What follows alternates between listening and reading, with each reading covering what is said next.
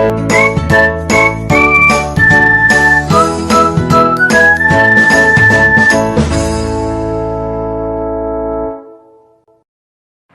Genius, बस हमारी आखिरी एक हेडिंग रह गई है जो है आपकी चेंजेस इन अकाउंटिंग पॉलिसीज़, यानी अकाउंटिंग पॉलिसीज़ में जब चेंज आता है।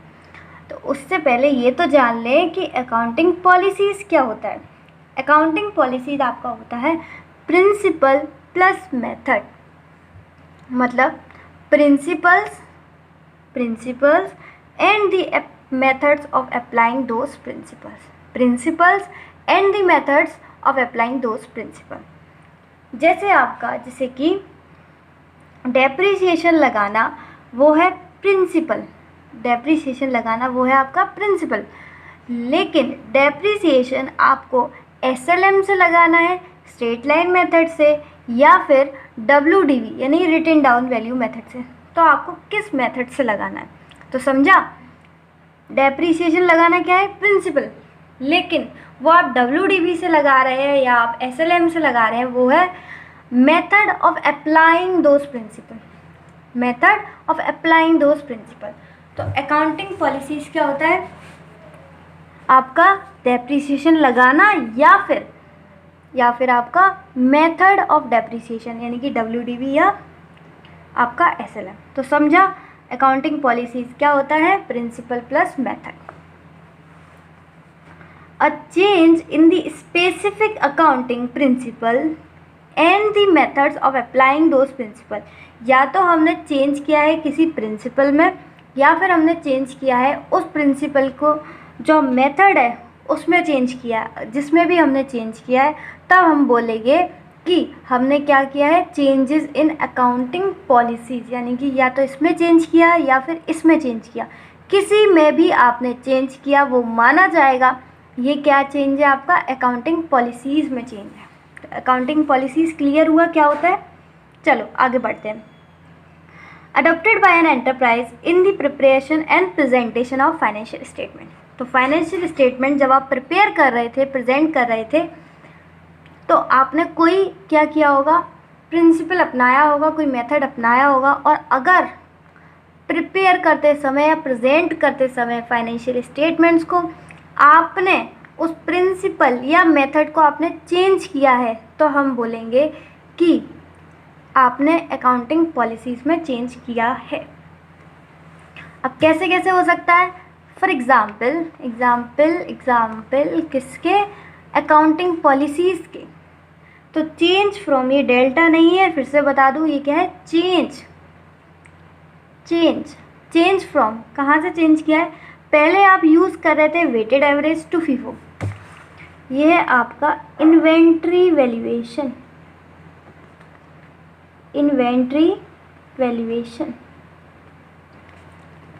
इन्वेंट्री वैल्यूएशन करते टाइम पहले आप यूज़ करते थे वेटेड एवरेज, यानी कि मेथड हो गया ना आपका। पहले क्या यूज़ करते थे? Weighted average method. लेकिन अब क्या यूज़ कर रहे हो आप? फीफो। तो पहले वेटेड एवरेज यूज़ कर रहे थे, अब फीफो कर रहे हो, यानी कि आपने मेथड चेंज किया। इसका मतलब ये क्या है? Changes in accounting policies. या फिर आपका वही एसएलएम से आपने क्या चेंज कर दिया? डब्ल्यूडीवी, डेप्रिसिएशन का जो मेथड है वो चेंज कर दिया आपने। तो ये भी हम क्या बोलेंगे? Changes in accounting policies. तो इसका भी हमें क्या करना पड़ेगा? डिस्क्लोजर देना पड़ेगा। तो सबसे पहले एक बात बताओ, ये कोई बात हुई भला कि वेटेड एवरेज पहले यूज़ कर रहे थे, अब आप फीफो यूज़ कर रहे हो? मतलब आप स्थिर क्यों नहीं हो? पहले आप एसएलएम यूज़ कर रहे थे, अब आप डब्ल्यूडीवी यूज़ कर रहे हो, क्यों स्थिर नहीं हो? वो कंसिस्टेंसी कहाँ गई जो हम बचपन में पढ़ा करते थे कि जो भी अकाउंटिंग पॉलिसीज़ हो वो कंसिस्टेंट होनी चाहिए। यहाँ पर वो कंसिस्टेंसी कहाँ गई? कंसिस्टेंसी फॉलो क्यों नहीं गई? भाई चाचा विधायक थोड़ी है आपके, जो आपने मर्जी करी वेटेड एवरेज यूज़ किया, मर्जी करी आपने फीफो यूज़ कर लिया। डेप्रिसिएशन पहले एसएलएम से यूज़ करते थे, अब डब्ल्यूडीवी से यूज़ करते हो, तो आपकी मर्जी थोड़ी चलेगी भाई। तो ऐसा तब ही पॉसिबल है, यानी कि ऐसा सबसे पहले बात ये समझ लो कि अकाउंटिंग पॉलिसीज़ में चेंज नहीं कर सकते। क्यों नहीं कर सकते? क्योंकि कंसिस्टेंसी फॉलो करनी है। लेकिन हम अकाउंटिंग पॉलिसीज़ में चेंज तभी कर सकते हैं, कब? 3 रीजंस की वजह, 1 2 3, इनमें से कोई भी रीज़न है तो आप अकाउंटिंग पॉलिसीज़ को चेंज कर सकते हो। कौन कौन से? Required by statute. भाई सिंपल सी बात, लॉ ने खुद बोला कि आप चेंज करो।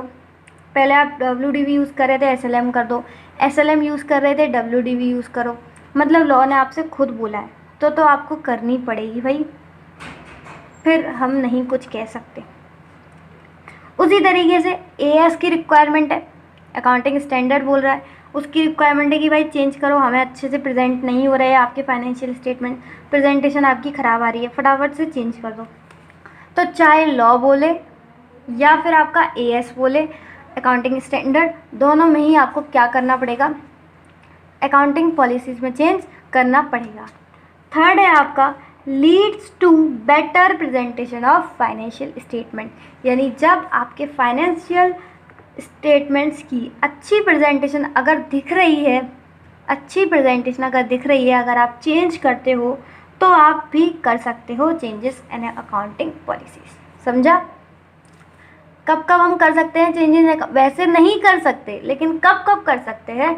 जब लॉ ने बोला हो, AS ने बोला हो, या फिर आपके जो फाइनेंशियल स्टेटमेंट्स है वो अच्छे दिख रहे हैं। तो ये आपको समझा, वेरी गुड। ये आपको समझा, वेरी गुड। इसमें थोड़ी सी दिक्कत कि बेटर प्रेजेंटेशन का क्या मतलब, तो इसके लिए छोटा सा पॉइंट मैं आपको समझा देती हूँ। यहाँ पर समझते हैं अपन। आ जाओ, देखो, सपोज करो मैंने एक मशीनरी ली, उसकी मैंने सोचा था 10 साल की लाइफ होगी। उसकी मैंने क्या सोचा था? एक्सपेक्टेड सोचा था कि भाई 10 साल चलेगी। तो मैंने SLM लगाया। अब SLM अगर मैं लगाती हूँ तो आपको पता होगा, अगर मैं SLM से डेप्रिसिएशन लगाती हूँ तो जब 10 साल होंगे तब मशीन की वैल्यू क्या हो जाएगी? मशीनरी 0 पर आ जाएगी, ठीक है। लेकिन जब मैं यहाँ पर आ रही थी ना 10 साल में, यहाँ पर मैं आ रही थी SLM लगाते यहाँ पर जब मैं आ रही थी तो मैंने सोचा यार मेरी मशीनरी तो बड़ी अच्छी निकली, ये तो अभी और 15 साल जिएगी, सॉरी 5 साल और जिएगी, मतलब टोटल 15 साल। तो ये 15 साल की लाइफ है इसकी। तो अगर मैं ऐसे अभी जब मैं ये सोच रही हूँ, मुझे पता चल गया कि इसकी लाइफ कितनी है? 15 साल। लाइफ कितनी है? 15 साल। तो ये बताओ, क्या जब मुझे पता है यहाँ पर कि 10 साल बाद इसकी लाइफ 0 नहीं होनी चाहिए, तो यहाँ पर जब मैं हूँ तो क्या आगे भी मैं SLM लगा दूँ और यहाँ पर 0 रख दूँ? नहीं, यहाँ पर मैं क्या करूँगी? अब तक मैं SLM लगाती आई थी, SLM, लेकिन यहाँ पर मैं क्या लगाऊँगी? WDV। इससे क्या होगा? WDV लगाने से आपकी जो मशीनरी है उसकी वैल्यू 0 नहीं आएगी। समझा? अगर मैं SLM लगाती जाती तो 10 साल के बाद इसकी लाइफ कितनी हो जाती? 0। लेकिन हमारी मशीनरी जो है वो तो अभी तक अच्छे से काम कर रही है, आगे भी करती रहेगी, यानी कि फाइनेंशियल स्टेटमेंट अच्छे नहीं दिखेंगे अगर मैंने मशीन की वैल्यू 0 दिखा दी। क्यों? क्योंकि मशीन मेरे पास अभी भी है। लेकिन अगर मैं WDV दिखाती हूँ तो हमेशा, मतलब 15 साल तक मेरे पास मशीनरी रहेगी, उसकी कुछ ना कुछ वैल्यू होगी, क्योंकि आपको पता है WD से कभी भी वैल्यू जो होती है वो 0 नहीं होती है। तो मैंने ये बताओ, पहले मैं SLM लगाती थी लेकिन अब मैं WDV लगा रही हूँ, यानी कि मैंने मेथड चेंज कर दिया डेप्रिसिएशन का, method of depreciation is change. तो इसका मतलब क्या है? ये चेंजेस इन अकाउंटिंग पॉलिसीज। लेकिन मैंने ये चेंज क्यों किया है? ताकि better presentation of financial statement कैसे? अच्छे दिखें, सही दिखें। अगर मैं फाइनेंशियल स्टेटमेंट SLM यूज़ करती रहती तो मशीनरी नहीं दिखती, लेकिन रियल में मेरे पास मशीनरी है, वो अच्छे से काम कर रही है, तो इसलिए मैंने SLM से WDV लगा दिया ताकि मशीनरी 0 ना दिखे, कुछ ना कुछ दिखे, यानी मेरी मशीनरी दिखे। तो इसका मतलब फाइनेंशियल स्टेटमेंट सब अच्छे दिख रहे हैं, ठीक है। तो ये वाला पॉइंट अगर आपको समझ में आ गया तो प्लीज़, मैंने इसमें थोड़ा ज़्यादा एफर्ट करा है, मुझे कमेंट में ज़रूर बताना, ठीक है, कि leads to better presentation of financial statement, ये पॉइंट समझ में आया या नहीं आया। अगर आ गया तो भी कमेंट में करना, और नहीं आया तो डाउट के साथ कमेंट में करना कि मुझे ये पॉइंट समझ में नहीं आया। आगे बढ़ें। अच्छा, डिस्क्लोजर में क्या क्या बताना है, तो सबसे पहले तो ये बताओ भाई क्या चेंज कर दिया तुमने, व्हाट इज़ चेंज्ड, और उसका इम्पैक्ट क्या आया फाइनेंशियल स्टेटमेंट्स पे, how much impact on financial statements, क्या चेंज किया और उसका इम्पैक्ट कितना आया। उसके बाद अब तुम बोल रहे हो कि नहीं आया फाइनेंशियल स्टेटमेंट्स पे इफ़ेक्ट, अभी नहीं आया, लेकिन अगर इसका इम्पैक्ट फ्यूचर ईयर्स में, आगे के सालों में आ रहा है, तब भी इसे डिस्क्लोज करो। If there is no impact in the year of change, यानी जिस साल में आपने चेंज किया है उस साल में उसका कोई इम्पैक्ट नहीं आ रहा है, लेकिन but there is material impact in the future year, आज नहीं आ रहा है ठीक है, लेकिन फ्यूचर्स मतलब आगे के सालों में तो इसका मटेरियल इम्पैक्ट आएगा ना, इसलिए आपको क्या करना पड़ेगा, इसको डिस्क्लोज करना पड़ेगा। The effect of such impact in the year of change. ठीक है, क्या चेंज किया सबसे पहले भाई ये तो बताओ, क्या चेंज किया, कितना चेंज किया, मतलब कितना इम्पैक्ट पड़ा फाइनेंशियल स्टेटमेंट पे। अभी नहीं पड़ा कोई बात नहीं है, लेकिन फ्यूचर में तो पड़ेगा, डिस्क्लोज करो, हमें नहीं पता। तो डिस्क्लोजर इसका समझ में आ गया। अकाउंटिंग पॉलिसीज़ हम कब कब चेंज कर सकते हैं, वैसे नहीं कर सकते, आपके चाचा विधायक नहीं हैं, मत करना चेंज इन अकाउंटिंग पॉलिसी, अगर ये 3 रीज़न ना हुए तो, चुपचाप से बता रही हूँ आपको। समझ में आ गया, लास्ट पॉइंट भी हमारा कंप्लीट हो गया। एक छोटू सा पॉइंट आपको इधर मैं बता दूँ, इधर लिखा है इधर साइड में, हाँ। अब आपको चेंज इन अकाउंटिंग एस्टिमेट्स भी समझ में आ गया, चेंज इन अकाउंटिंग पॉलिसीज़ में समझ में आ गया, लेकिन कभी कभी ऐसा हुआ कि क्वेश्चन जो केस आपको दे रखा है वो कुछ ज़्यादा ही मतलब समझ में नहीं आ रहा, मत्था मार लिया बहुत ज़्यादा, लेकिन हमें वो समझ में नहीं आ रहा, तब मैम हम क्या करें, तो तब आपको करना है when it's difficult to distinguish the change in estimate and change in accounting policy, यानी आपको जो केस दे रखा है आपको बिल्कुल समझ में नहीं आ रहा कि इसमें में चेंज इन एस्टिमेट है या फिर ये चेंज इन अकाउंटिंग पॉलिसी है, तो आपको क्या करना है, आपको उस केस को कैसे ट्रीट करना है, treat the change as change in accounting estimate. यानी अगर इन दोनों में से आपको समझ में ना आए कि इसका आंसर ये है या ये है, तो आपको क्या लगाना है, ये चेंज इन अकाउंटिंग एस्टिमेट्स। ठीक है, बस इतना ही, आपका जो कंप्लीट रिवीजन है वो कंप्लीट हो चुका है एएस का पूरा। लास्ट बार एक बार समरी दे देती हूँ, उसके बाद हम आरटीपी के क्वेश्चंस करेंगे। तो क्वेश्चन करने से पहले एक बार देख लो फटाफट हमने क्या पढ़ा। स्टार्टिंग की है हमने AS 5 की। सबसे पहले हमने इसमें देखा था extra ordinary activity, extra ordinary से एक्स्ट्रा, कौन से आइटम जो हमने बिल्कुल सोचे ना थे वैसा हो गया, क्या क्या नहीं सोचा था, ना हमने सोचा कभी अर्थक्वेक आएगा, वो हो गया। हमारी जब्त कर ली गई प्रॉपर्टी, हमें गवर्नमेंट को जो ग्रांट्स हमें मिली थी वो हमें रिफ़ंड करनी पड़ी, तो ऐसा हमने सोचा नहीं था, हमारे बिज़नेस का पार्ट नहीं था ये, लेकिन फिर भी ये हो गया, इसको हम बोलते हैं एक्स्ट्रा ऑर्डिनरी एक्टिविटीज़। दूसरी चीज़ हमने पढ़ी ऑर्डिनरी एक्टिविटीज़। जब मैंने बिज़नेस खोला था तब मुझे पता था ऑर्डिनरी ये सारी चीज़ें होंगी ही होंगी, तो एक्सपेक्टेड था क्या क्या, कि मैं गुड्स को बेचूंगी, ख़रीदूँगी, सर्विस दूँगी और सेल ऑफ स्क्रैप बेचूँगी, ठीक है बात है, इनकम होंगे, एक्सपेंस होंगे, सबको पता है भाई बिज़नेस करोगे तो ये सारी चीज़ें तो होंगी, प्रोविज़न भी बनाने पड़ेंगे। ये तो आपका हो गया मेन बिज़नेस के साथ साथ कुछ इंसिडेंटल भी होंगे। क्या होंगे वो इंसिडेंटल, अगर मुझे गुड्स और सर्विस देने हैं तो मेरे को कुछ एसेट्स भी खरीदनी पड़ेंगी और एसेट कुछ सालों बाद बेचनी पड़ेंगी। जब मैं उन सालों के बाद एसेट को बेचूंगी तो फिर उस पर कुछ प्रॉफिट भी हो सकता है, कुछ लॉस भी हो सकता है। ऑर्डिनरी होगा, लेकिन ये कैसे आपके एक्सेप्शनल आइटम आते किसके अंदर है, ऑर्डिनरी एक्टिविटीज़ का ही पार्ट है, लेकिन क्या है, एक्सेप्शनल आइटम, इसलिए इसे हमें थोड़ा सा सेपरेट डिस्क्लोजर देना पड़ेगा, क्योंकि हमारा जो मेन बिज़नेस है वो क्या है, बोलो सेल परचेज़ का, ठीक है, तो ये थोड़ा सा अलग हो जाता है, एक्सेप्शनल आइटम्स है और इंसिडेंटल तो है पर अपना मेन बिज़नेस नहीं है, इसलिए हम इसको कैसे करेंगे, सेपरेट डिस्क्लोजर देंगे। और सालों साल अगर हमारा जो है बिज़नेस चलता है तो उसमें चोरी भी भाई होगी, इसका हमें डिस्क्लोजर कैसे देना है, इसे हमें ऑर्डिनरी एक्टिविटीज़ बतानी है और उसका अमाउंट बताना है। उसके बाद हमने देखा था prior period item. Prior period वो आइटम होते हैं जो इनकम या एक्सपेंस करंट ईयर में हुआ है, जो इनकम या एक्सपेंस अराइज हुआ है करंट ईयर में, लेकिन वो इस साल का नहीं है, वो किसका है, पिछले साल का।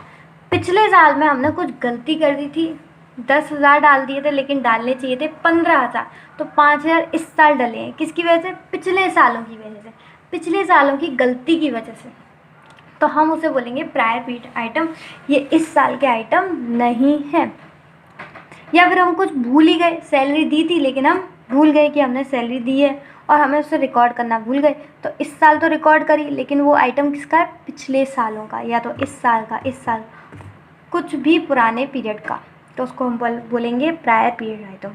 तो जो भी गलती से हुआ है या फिर ओमिशन हुआ है, एरर और ओमिशन हुआ है पिछले साल की वजह से, और वो इस साल में अराइज हुआ है, तो उसको अपन बोलेंगे प्रायर पीरियड आइटम। इसको अलग शो करने की ज़रूरत बिल्कुल है।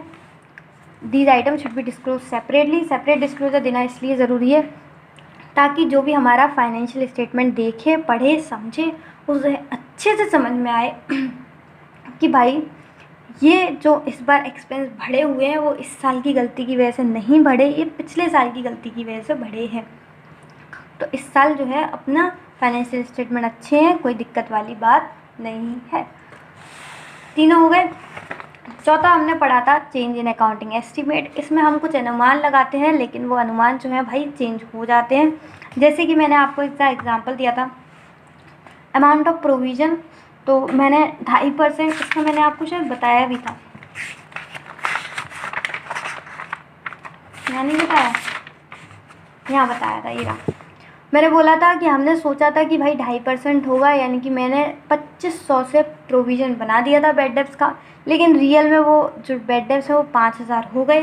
तो 2500 तो हमने प्रोविज़न में से एडजस्ट किए और 2500 बाकी के जो है वो P&L में से एडजस्ट किए। इसको अपन बोलते हैं प्रोस्पेक्टिव इफेक्ट, की पुरानी बातें छोड़ो और आगे बढ़ो, प्रोस्पेक्टिव इफेक्ट। ठीक है, तो 2500 सोचा था, 2500 तो प्रोविज़न में से एडजस्ट कर दिया और 2500 अपन P&L में से भी एडजस्ट कर लिया, तो 5,000 हमारा टोटल जो बैड डेब्ट्स है वो हो गए। ये रहा। फिर इसका मैंने आपको डिस्क्लोजर भी बताया था कि क्या कैसा चेंज है, कितना चेंज है, और इसमें कोई भी अफेक्ट करेगा लेटर पीरियड्स में, तो अभी आपको क्या करना पड़ेगा, डिस्क्लोजर देना पड़ेगा। ठीक है, आगे के सालों में अगर कुछ अफेक्ट आता है इसकी वजह से, तो आपको डिस्क्लोजर देना पड़ेगा।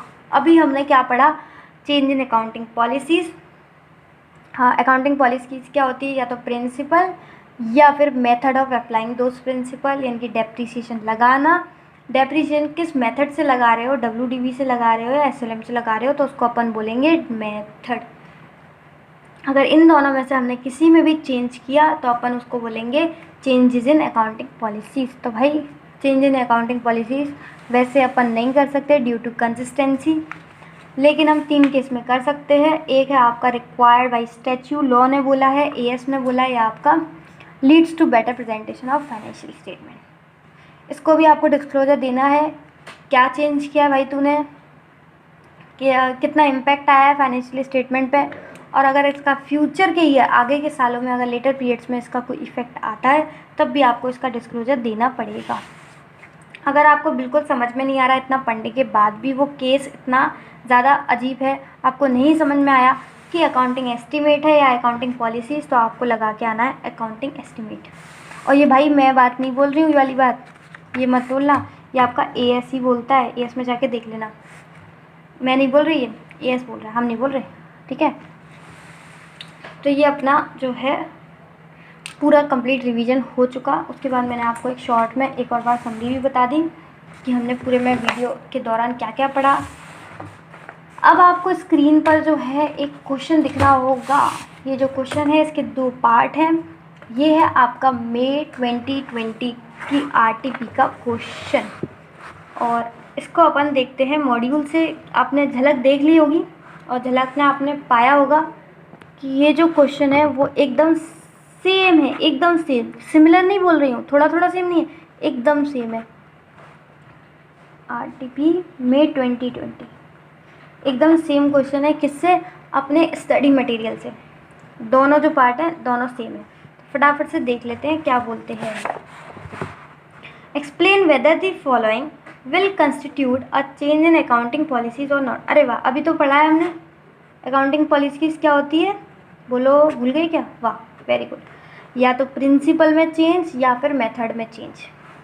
तो हमें बताना है कि ये जो आपको दो केस दे रखे हैं ये अकाउंटिंग पॉलिसी है या नहीं है। तो पहला क्वेश्चन पढ़ते हैं। Introduction of a formal retirement gratuity scheme by an employer in place of ad hoc payments to employees on retirement. क्या बोल रहे हैं? हमने क्या किया है, फॉर्मल रिटायरमेंट ग्रेच्युटी जो है वो क्या करिए, इंट्रोड्यूस करिए। क्या बोल रहे हैं? इंट्रोड्यूस करिए। भाई चेंज कहाँ है? टेस्ट कहाँ है? ये था ना डायलॉग, छोड़ो। चेंज कहाँ है? भाई आप इंट्रोडक्शन कर रहे हो, चेंज नहीं कर रहे हो। यहाँ पे क्या पूछा है? चेंज इन अकाउंटिंग पॉलिसी, यानी कि पहले कुछ और कर रहे थे अब कुछ और कर रहे हो। लेकिन यहाँ पे क्या है? इंट्रोडक्शन। तो ये आपका जो है वो चेंज इन अकाउंटिंग पॉलिसी नहीं है, नहीं है, नहीं है। ठीक है। अच्छा, इसका आंसर भी देख लेते हैं अपन। इससे क्या होगा, आपको प्रेजेंटेशन भी पता चल जाएगी किस तरीके से करना है। Accordingly introduction of a formal gratuity retirement. भाई पूरा का पूरा उन्होंने क्वेश्चन छाप दिया, जैसे कि कॉपी पेस्ट कर दिया, और लास्ट में देखो क्या लिख दिया इन्होंने, is not a change in accounting policies. नहीं है, क्योंकि भाई इंट्रोडक्शन हो रहा है, नई पॉलिसी आई है यहाँ पे, कोई पुरानी थोड़ी है। पुरानी कोई पहले होती और आप अब कुछ और कर रहे होते, पहले कुछ और कर रहे थे अब कुछ और कर रहे हो, तो उसको अपन बोलते हैं चेंज। लेकिन यहाँ पर कोई चेंज नहीं है। ठीक है, यहाँ पे सिर्फ और सिर्फ इंट्रोडक्शन हुआ है एक नई अकाउंटिंग पॉलिसी का, कोई भी चेंज नहीं है। तो उम्मीद है आपको पहला क्वेश्चन समझ में आया होगा। सेकंड पढ़ते हैं। Management decided to pay pension. Management decide किया पेंशन देना। अच्छी बात है भाई, एम्प्लॉयज़ को पेंशन मिल रही है। To those employees who have retired after completing 5 year of service in the organization. अच्छी बात है, ऑर्गेनाइजेशन में 5 साल काम करो और आपको रिटायरमेंट पर क्या मिलेगा? पेंशन मिलेगी। Such employees will get pension of 20,000 per month. सही है। Earlier there was no such scheme of pension in the organisation. पहले कोई ऐसी स्कीम थी नहीं, अब आई है। इसका मतलब क्या कोई चेंज है? नहीं, इंट्रोडक्शन है ये कोई चेंज इन अकाउंटिंग पॉलिसी नहीं है, ये introduction of new accounting policy है। यहाँ पर कोई भी चेंज नहीं है। यानी कि आपके जो दोनों क्वेश्चन हैं, दोनों केस जो हैं वो एकदम सेम है, दोनों का आंसर सेम है। यहाँ पर कोई भी अकाउंटिंग पॉलिसीज़ में चेंज नहीं हुआ है। यहाँ पे सिर्फ और सिर्फ क्या हुआ है? इंट्रोडक्शन हुआ है पॉलिसीज़ में। इसका भी आंसर आपको देखना है, चलो देख लेते हैं। सिमिलरली क्यों बोल रहे हैं? क्योंकि भाई अभी ऊपर ये लोग क्वेश्चन करके आए हैं, तो उन्होंने बोला कि पहले वाले क्वेश्चन में भी आपने यही दिया, नॉट अ चेंज इन, और यहाँ भी दे दिया, इसलिए वो बोल रहे हैं सिमिलरली। उसी तरीके से क्या हुआ? The adoption of a new accounting policies for events और transaction which did not occur previously. पहले क्या कुछ था ऐसा? नहीं। और that were immaterial will not be treated as a change in accounting policy. इसलिए हम इसको चेंज इन अकाउंटिंग पॉलिसी नहीं मानेंगे। क्यों नहीं मानेंगे? क्योंकि ये एक नई पॉलिसी का इंट्रोडक्शन है। अगर पहले हम कुछ कर रहे थे और अब कुछ और कर रहे हैं तो चेंज होता, लेकिन यहाँ पे पहले हम कुछ भी नहीं कर रहे थे और अब कुछ कर रहे हैं, तो ये चेंज नहीं है, बल्कि ये क्या है? Introduction of new accounting policies. कितना सिंपल है ना। ये है आपका RTP मई 2020 का क्वेश्चन।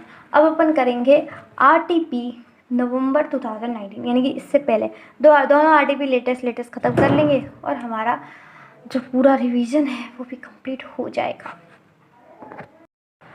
सो जीनियर्स, RTP 2020 यानी आपके RTP मई 2020 के बाद अपन आते हैं RTP नवंबर 2019, यानी कि एक अटेम्प्ट पीछे आते हैं। चलो, ओहो, आपका एक क्वेश्चन है और इसके 5 पार्ट है। इससे पहले हमने जो क्वेश्चन देखा था उसके 2 पार्ट थे, लेकिन इसके छोटे छोटे पार्ट हैं, जल्दी हो जाएंगे। चलो फटाफट स्टार्ट करते हैं। क्वेश्चन क्या कह रहा है? The accountant of Mobile Limited has sought your opinion, दे देंगे भाई ओपिनियन, कोई दिक्कत नहीं है, with relevant reasons whether the following transaction will be treated as change in accounting policy और not for the year ended 31st March 2019. Please advise him in the following situations in accordance with the provisions of relevant accounting standard. Relevant accounting standard मतलब अपना AS5. तो क्या पूछ रहे हैं वो, पहला पार्ट देखते हैं. Provision for doubtful debt was created 2%. पहले जो प्रोविजन लिया था वो हमने 2% लिया था टिल 31st मार्च 2018 तक. फ्रॉम दी फाइनेंशियल ईयर 2018-19 यानी कि नेक्स्ट में हमसे जो सारी इन्फॉर्मेशन मांगी गई है, तो देखो ऊपर क्या मांगी गई है, 31 मार्च 2019. मतलब जो भी आप हमें एडवाइस करोगे, उन्होंने अपना ओपिनियन नहीं तो मांगा है, तो जो भी आप अपना ओपिनियन दोगे वो किसके बेस पे दोगे, 31 मार्च 2019 को देखकर. आगे पढ़ो. The rate of provision has been change to 3%. यानी कि 18 तक 2% लगाते हुए आ रहे थे और अब हमने क्या कर दिया 3%. तो ये क्या है, आपका चेंज इन अकाउंटिंग पॉलिसी है. देखो यहाँ पर ना तो कोई भी प्रिंसिपल चेंज हुआ है, ना तो कोई भी यहाँ पर आपका मेथड चेंज हुआ है. यहाँ पर सिर्फ और सिर्फ क्या चेंज हुआ है, अनुमान चेंज हुआ है. अनुमान से बात याद आई होगी, क्या था, अकाउंटिंग एस्टिमेट. पहले हमने, देखो कॉपी में देख लो, अकाउंटिंग एस्टिमेट, क्योंकि पहले हम प्रोविज़न कुछ और लगाते थे और अब हम कुछ और लगाते थे. पहले भी हम अनुमान रखते थे, अब भी हम अनुमान रख रहे हैं. पहले सोचते थे 2% के बैड डेब्ट्स होंगे और अपन सोचते हैं अब 3% के. ठीक है, तो क्या ये कोई भी चेंज इन अकाउंटिंग पॉलिसी है, नहीं, ये क्या है, चेंज इन अकाउंटिंग एस्टिमेट. तो इसका आंसर क्या होगा आपका, ये आपकी अकाउंटिंग पॉलिसी नहीं है, बल्कि क्या है, ये आपके चेंज इन अकाउंटिंग एस्टिमेट. तो समझा, this is not a change in accounting policy. तो उन्होंने हमसे ये पूछा था क्या ये चेंज इन अकाउंटिंग पॉलिसी है, नहीं है, ये चेंज इन अकाउंटिंग एस्टिमेट है. नेक्स्ट पार्ट देखो. During the year ended 31 March 2019, 31 यानी कि 2019 के अंत में the management has introduce a formal gratuity scheme. ओहो, ये तो अभी किया है हमने, अभी देखा था आपने. यानी ये कोई पार्ट जो है ये इंपॉर्टेंट है बहुत ज़्यादा पॉइंट. क्यों, क्योंकि ये आपके मई 2020 की आरटीपी में भी है, नवंबर 2019 की आरटीपी में, और अभी अपन ने देखा था ये सेम टू सेम क्वेश्चन किस में है, आपका स्टडी मटेरियल में. तो भाई इसको पॉइंट लगा लेना. तो यहाँ भी अपन यही कहेंगे जो हमने पहले बोला था, हम कहेंगे कि ये चेंज इन अकाउंटिंग पॉलिसी नहीं है, ये क्या है, आपकी इंट्रोडक्शन ऑफ पॉलिसी. हमने एक नई पॉलिसी इंट्रोड्यूस करी है, कोई चेंज नहीं करा है. इससे पहले अपन कोई और पॉलिसी यूज़ नहीं करते थे. इस साल से हमने एक चीज़ जो है वो इंट्रोड्यूस करी है. तो क्या है, ये एक एडॉप्शन ऑफ अकाउंटिंग पॉलिसी है, ना कि कोई चेंज है. तो इसका भी आंसर क्या होता है आपका, not a change in accounting policy. तो पहले का भी आंसर सेम, सेकंड का भी सेम. थर्ड देखो. Till the previous year the furniture was depreciated straight line basis over a period of 5 year. 5 साल तक हम डेप्रिसिएशन किस से लगाते आए, SLM से. From current year the useful life of furniture has been change to 3 years. समझ रहे हो क्या था, लेकिन ध्यान से समझना. मुझे मालूम है आपके दिमाग में अकाउंटिंग पॉलिसी आ रहा है, पर इसका आंसर अकाउंटिंग पॉलिसी नहीं है. क्यों नहीं है, देखो इससे पहले हमने ये सोचा था कि अकाउंटिंग, आप पता है कहाँ गए, आप गए SLM मेथड में, पर SLM मेथड नहीं है. वहाँ पर कहीं ये बोला कि SLM से अपन WDV में चले गए, क्या कहीं बोला कि मेथड पहले SLM यूज़ करते थे अब WDV में गए, नहीं, ऐसा कहीं नहीं है. चेंज इन मेथड नहीं है, और अगर चेंज इन मेथड नहीं है तो ये आपका चेंज इन अकाउंटिंग पॉलिसी नहीं है. वहाँ पर क्वेश्चन ध्यान से पढ़ो, वहाँ पर बोला है कि पहले हमने ये सोचा था, ये अनुमान लगाया था, ये एस्टिमेट किया था कि यूज़फुल लाइफ कितनी है आपकी, 5 साल. यूज़फुल लाइफ डेप्रिशिएबल एसेट की कितनी है, 5 साल. लेकिन from current year the useful life of furniture has been change to 3 years. तो समझ रहे हो, ये पॉइंट है आपका useful life of depreciable asset. तो इसका आंसर क्या होगा आपका, it is not a change in accounting policy, it's a change in accounting estimate. पहले अनुमान लगाया था 5 साल और अब अपना 3 साल। तो नेक्स्ट क्वेश्चन पढ़े, यानी कि अब तक जितने भी हमने 1, 2, 3 पार्ट करे, तीनों में क्या है आपका चेंज इन अकाउंटिंग पॉलिसी नहीं है। नेक्स्ट में देखते हैं। नेक्स्ट बोल रहा है management decided to pay pension to those employees who have retired there after completing 5 years of service. अरे ये भी अपना वही है जो अभी अपन ने पढ़ा, अभी पढ़ा ना मटेरियल में से देख के क्या लिखा हुआ था, यही था कि वो सर्विस देंगे अगर तो उनको रिटायरमेंट पे अपन 20,000 हर महीने देंगे। Earlier there was no such, खुद बोल रहे हैं कि भाई इससे पहले कोई स्कीम ऐसी नहीं थी, ये इंट्रोडक्शन ऑफ अकाउंटिंग पॉलिसी है, कोई चेंज नहीं है। इससे पहले क्या कोई पॉलिसी थी, नहीं। अगर इससे पहले कोई पॉलिसी थी और उस पॉलिसी को हटा के अपन चेंज करके दूसरी पॉलिसी लगा रहे हैं तो उसको हम बोलते हैं चेंज इन अकाउंटिंग पॉलिसी। लेकिन इससे पहले ऐसी कोई पॉलिसी थी नहीं, तो ये भी आपका चेंज इन अकाउंटिंग पॉलिसी। ये दोनों पॉइंट अभी हमने किए हैं, कौन कौन से, एक आपका पार्ट 2 ग्रेचुइटी स्कीम वाला जो इंट्रोड्यूस करा था उन्होंने, एक पार्ट 4 जो उन्होंने रिटायरमेंट की जो है पेंशन इंट्रोड्यूस की है। दोनों पॉइंट अपन ने अभी किए हैं, दोनों को इम्पोर्टेंट लगा लेना भाई, आरटीपी में है, दो आरटीपी में है, स्टडी मटेरियल में इम्पोर्टेंट है। लास्ट भाई एक भी आपने वो नहीं दिया, अकाउंटिंग पॉलिसी। हर बात में पूछे जा रहे हो कि अकाउंटिंग पॉलिसी है कि नहीं है, लेकिन अभी तक चारों पार्ट पढ़े, एक का भी आंसर ये नहीं है कि हाँ ये चेंज इन अकाउंटिंग पॉलिसी। सबका आंसर है it's a not a change in accounting policy. 5th part देखते हैं, अभी पिक्चर अभी बाकी है मेरे दोस्त। 5th पार्ट बोल रहे हैं during the year ended 31 March 2019, साल के अंत में there was change in cost formula in measuring the cost of inventory. अरे वाह, हम तो खुश हो गए भाई। इन्होंने बोला जो आप इन्वेंट्री वैल्यूएशन करते हो उसका जो फार्मूला है अपन चेंज कर रहे हैं, change in cost formula used in measurement of cost of inventories. यानी कि इन्वेंट्रीज को पहले हम कुछ और तरीके से मेज़र करते होंगे और अब हम कुछ और तरीके से मेज़र कर रहे हो। सुन रहे हो ध्यान से, पहले हम कुछ और तरीके से करते थे, अब हम कुछ और तरीके से मेज़र करते हैं। यानी कि अपन ने कुछ चेंज किया, मेथड चेंज किया, तो अपन इसे क्या बोलेंगे, चेंज इन अकाउंटिंग पॉलिसी। मैं क्यों खुश हूँ इतना, इसलिए खुश हूँ कि भाई 4 पार्ट हमने इतने ध्यान से पढ़े, पर एक में भी हमने अकाउंटिंग पॉलिसी नहीं मिला, कम से कम एक तो मिला। तो जाते जाते खुश हो जाओ क्योंकि चेंज इन अकाउंटिंग पॉलिसी मिल चुका है। पहले हमने मेथड कोई और यूज़ किया था, अब हम कोई और यूज़ कर रहे हैं, तो उसको हम बोलते हैं अकाउंटिंग पॉलिसी। जब हम इंट्रोडक्शन करते हैं किसी नई पॉलिसी का, उसको अकाउंटिंग पॉलिसी नहीं बोला जाता।